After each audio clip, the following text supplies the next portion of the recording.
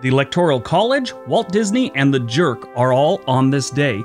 Hey, welcome back to On This Day. Today's date is December 14th, 2020.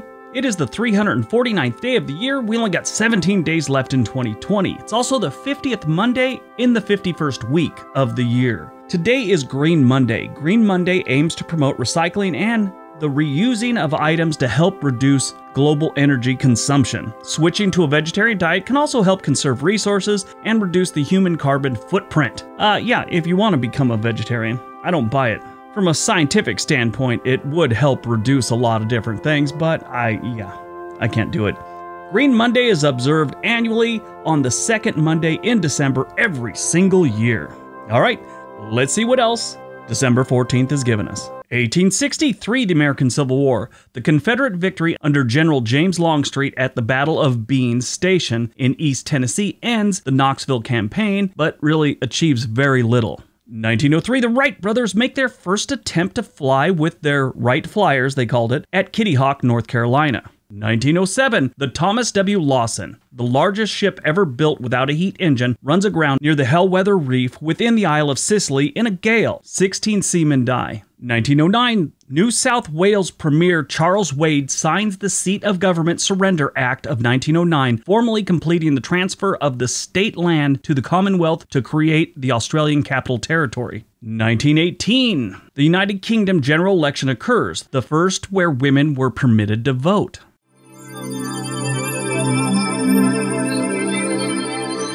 1963, the dam containing the Baldwin Hills Reservoir bursts, killing 5 people and damaging hundreds of homes in Los Angeles, California. So this one's the deep dive because I may be related to the person that, in a way, is responsible for this dam collapse. I say maybe because I'm not sure the complete story or how they're actually related to me. It's one of those stories you hear as a kid. All the people I know that would be able to shed any light on this for me have passed, so it's just a family story that I may be related to this person. The person in question is engineer Ralph Proctor. He was the Baldwin Hills Dam designer. He also worked as an assistant civil engineer for the Los Angeles Department of Water and Power on the failed St. Francis Dam, which happened in 1928. That one was a mess too. Anyway, he devised new methods of producing compacted earth for the dam walls. Proctor aggressively proceeded with the Baldwin Hills project even in the face of safety concerns and disagreements over important design details raised within his own department. So a lot of people were against this, but he got enough backing to actually go through with this dam. Both dam collapses he was involved with were said to be built with poor engineering judgment. Yeah, seems to be a theme with this dude. The Baldwin Hills Dam was placed on a fault line that other engineers pointed out was a really bad idea. He pressed on, ignoring their advice. It was also situated right next to some pretty toxic oil fields that are still there, by the way. This was another thing that people had warned him about, that these oil fields are unstable, it's not a good place to be putting a dam, but he pressed on. Now, if you look at it, the collapse was probably a blessing because with those oil fields right there, I'm sure the water would eventually become pretty contaminated, and who knows what kind of health problems the residents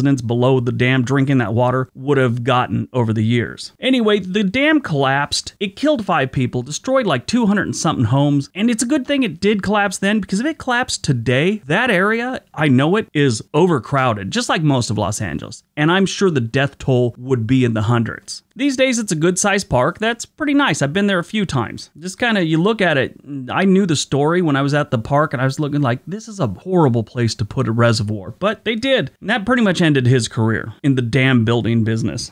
1964, the American Civil Rights Movement, Heart of Atlanta Motel versus the United States. The Supreme Court of the United States rules that Congress can use the Constitution Commerce Clause to fight discrimination. 1972, the Apollo program. Gene Cernan is the last person to walk on the moon after he and Harrison Schmitt complete the third and final EVA of the Apollo 17 mission.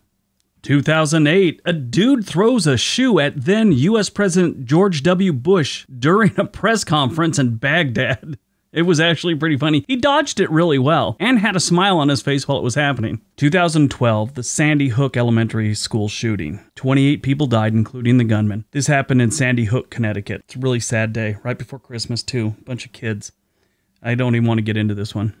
When's that crap gonna end? Honestly, when is it gonna end? Schools are not someplace that kids should be worried about getting shot at. 2017, the Walt Disney Company announces that it would acquire 21st Century Fox, including 20th Century Fox Movie Studio, for $52.4 billion. It's a good chunk of change. Movies released on December 14th. This was a big day for movies. Probably because it's right near the holiday season and all that. You know, they put out a lot of movies right before Christmas and on Christmas. So here we go. 1977, Close Encounters of a Third Kind. Great movie, Richard Dreyfuss. Phenomenal movie. I've watched it several times. 1979, probably my favorite comedy of all time, The Jerk with Steve Martin. Interesting story about this one. Carl Reiner directed this one. I was lucky enough to be working at Netflix one day when he called in and he had a problem with his Netflix, and so they sent it to me. So I was helping him with some technical issues and talking to him. And I asked him, sir, are you Carl Reiner, the director? And he said, yeah, absolutely I am. And I think I've told this story on my other channel before, but I'm gonna tell you guys. So I started talking about The Jerk because growing up, this was one of my favorite movies to watch. I just thought it was ingenious. But he told me that, I told him, The Jerk was one of the greatest movies I've ever seen. And he goes, you know, that Steve Martin, he wasn't really that big at the time. He was a stand-up comedian, and he made me wait almost a year to film that movie. He goes, I was a big-time director. He wasn't anything yet. And he goes, and he still made me wait.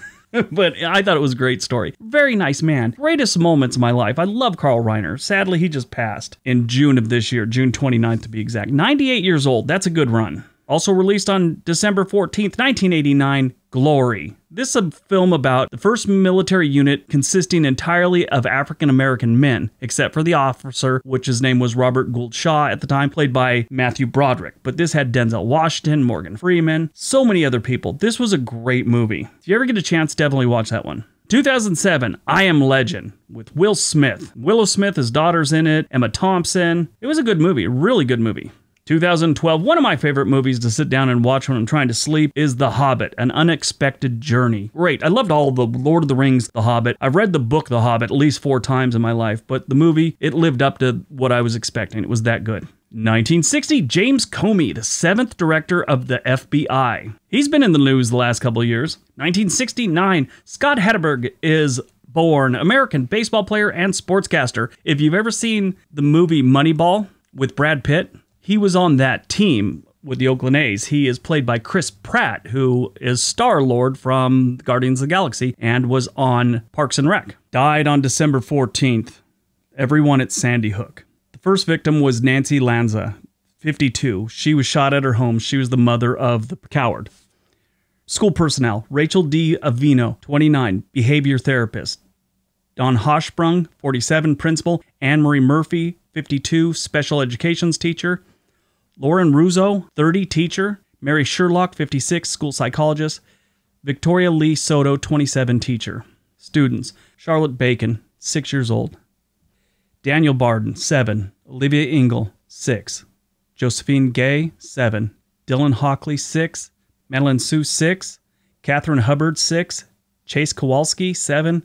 Jesse Lewis, 6. Ann Marquez Green, 6. James Montanelli, 6. Grace McDonald, 7. Emily Parker, 6. Jack Pinto, 6. Noah Posner, 6. Caroline Praviti, 6. Jessica Reska, 6. Averill Richmond, 6. Benjamin Wheeler, 6. Allison Wyatt, 6. And the coward, 20 years old. Wounded was Natalie Hammond, 40 years old, teacher, and Deborah Pisani. That's today's video. Be nice to each other.